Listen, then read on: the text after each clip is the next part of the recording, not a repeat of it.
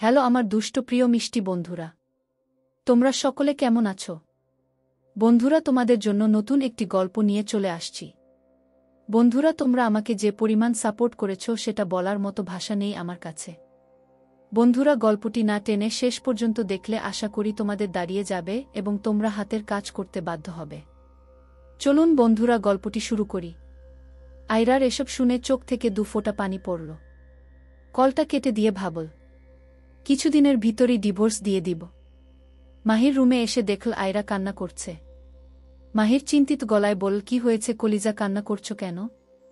আজকের পর্বেই আয়রা ও মাহিরের ভুল বুঝাবুঝি শেষ হবে। আয়রা হেঁচকি তুলে বলল, আপনার মতো চরিত্রহীন লোকের জন্য কান্না করছি। আপনার যে বিভিন্ন মেয়ের সাথে রাত কাটানোর ছবিগুলো আমি দেখলাম, এসব কি মিথ্যা নাকি সত্যি মাহির? ভাবতে পারছি না।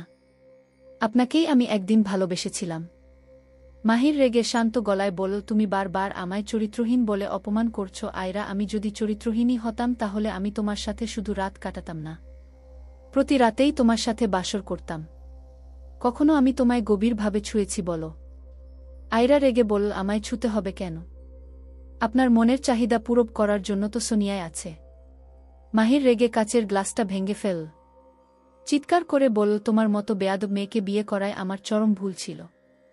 আয়রা দাঁতে দাঁত চেপে বলল, তাহলে এখন আমায় ডিভোর্স দিয়ে সোনিয়ার মতো ভদ্র মেয়েকে বিয়ে করুন। মাহির রাগে দুঃখে কি করবে ভেবে পেল না। কোনো কিছু না বলেই রুম থেকে বেরিয়ে গেল। আয়রা ধপাস করে সোফায় বসে পড়ল। তার চোখের পানি থামছেই না। আমি আপনাকে ঘৃণা করি মাহির, অনেক বেশি। সে ফুপিয়ে ফুপিয়ে কাঁদতে লাগল। আয়রা অজু করে এসে নামাজে দাঁড়াল আর আল্লাহকে সব বলল। মাহির রুমে ঢুকে দেখল আয়রা নামাজ পড়ছে, তাই চুপ করে বসে রইল। আয়রা নামাজ পড়ে উঠল। তখনই মাহির আয়রাকে জড়িয়ে ধরে কেঁদে দিল। আয়রা জোর করে দূরে সরানোর চেষ্টা করল। মাহির ততই আঁকড়ে ধরল। আয়রা শেষমেশ চুপ করে দাঁড়িয়ে রইল। মাহির কানে কানে ফিসফিস করে বলল, তোমার এই অবহেলায় আমার হৃদয়টা যেন ছাই হয়ে যাচ্ছে বু।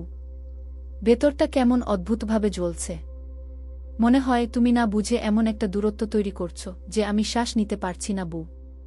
তোমার একটু মমতা, একটু কথা, একটু ভালোবাসা, সেইটুকুই তো চেয়েছিলাম। কিন্তু আজ তুমি এতটা উদাসীন কেন?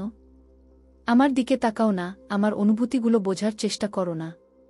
তুমি কি জানো এই অবহেলা আমার ভেতরটা কেমন করে চুরমার করে দিচ্ছে? আমার দম বন্ধ হয়ে আসছে, যেন তুমি আমাকে অন্ধকারে ঠেলে দিচ্ছ। আমি বুঝি না তুমি কি ইচ্ছে করে এমন করছো, নাকি আমি তোমার জীবনে একমাত্র প্রিয় মানুষ হওয়ার যোগ্য নই।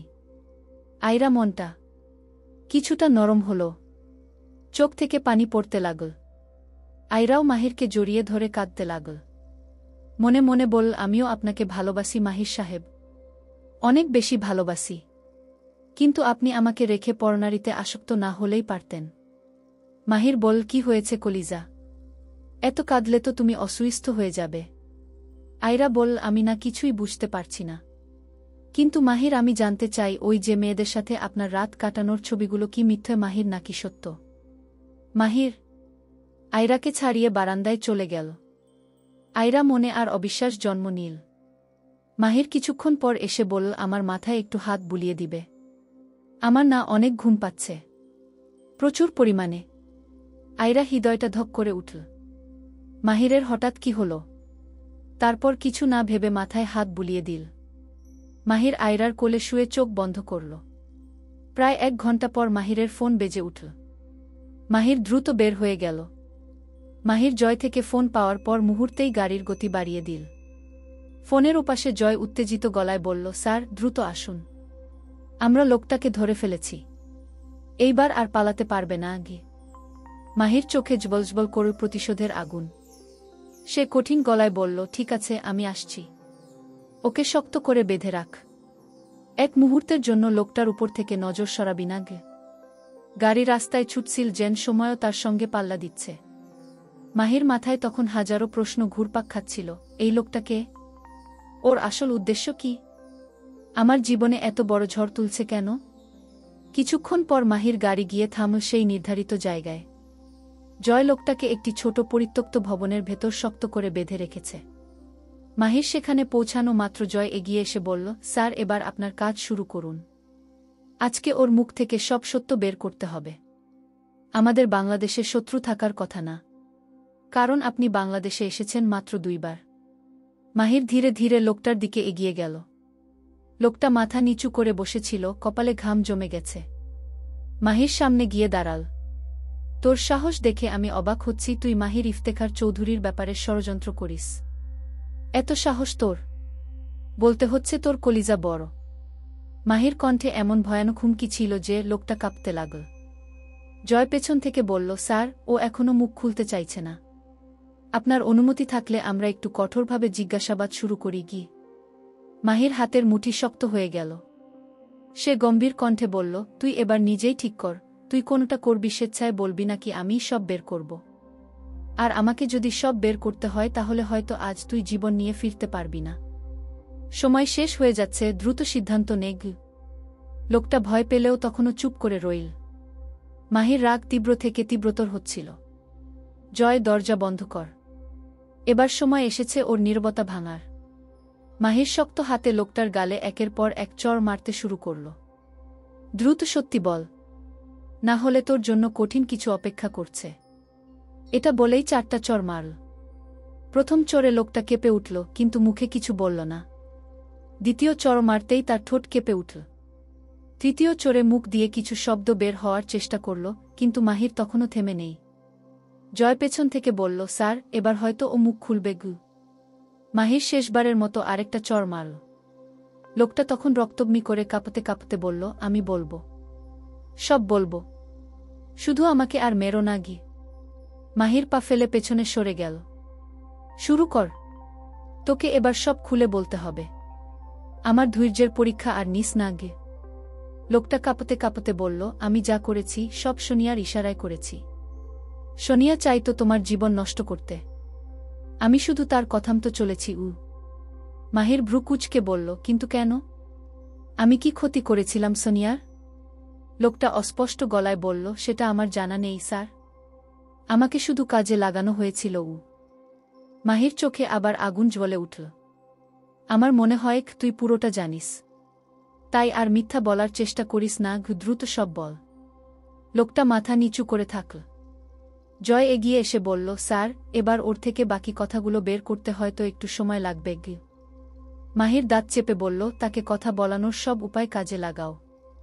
সত্যি বের না হওয়া পর্যন্ত আমি এখান থেকে যাব না। আমি চাই না আয়রার সাথে আর সম্পর্ক খারাপ হোক। জয় লোকটার সামনে দাঁড়িয়ে ধীরে ধীরে বলল, সময় বড় অমূল্য জিনিস, তাই তোর মুখ থেকে সত্য বের করার জন্য আর সময় নষ্ট করতে চাই না। এবার শুরু করি আমার আসল খেলা। জয় দ্রুত ব্যাগ থেকে একটি রড বের করল এবং লোকটার হাতের পাশে আঘাত করল। লোকটা যন্ত্রণায় চিৎকার করে উঠল। জয় ঠান্ডা গলায় বলল, যত দেরি করবি তত তোর কষ্ট বাড়বে।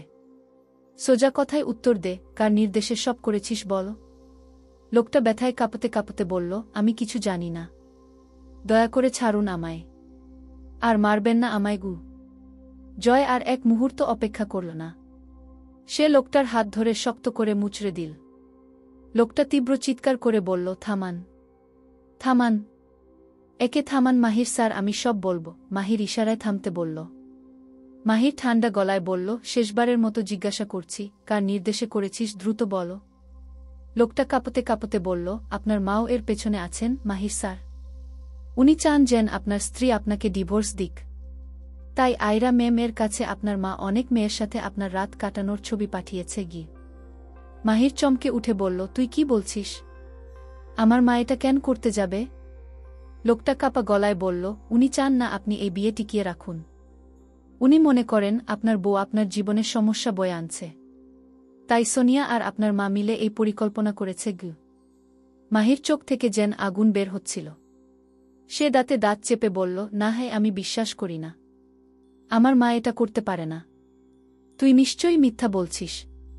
লোকটা মাথা নিচু করে বলল, না স্যার, আমি সত্যি বলছি।